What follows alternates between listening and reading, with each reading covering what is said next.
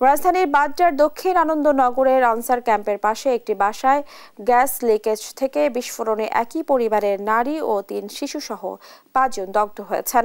শুক্রবার দিবাগত রাত 12:30টার দিকে দগ্ধ অবস্থায় তাদের জাতীয় বার্ন ও প্লাস্টিক সার্জারি ইনস্টিটিউটের জরুরি বিভাগে নিয়ে আসা হয়।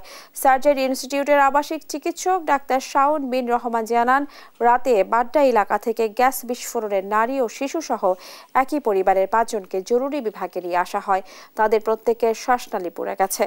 আহতদের গড়ে ৩০ থেকে ৮০% পুড়েছে। সবার অবস্থা আশঙ্কাজনক।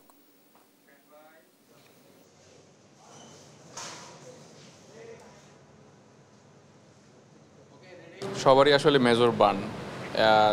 যিনি আছেন তোফাজ্জল ৪৫ বছর বয়স, ওনার হচ্ছে ৮০% পুড়েছেন।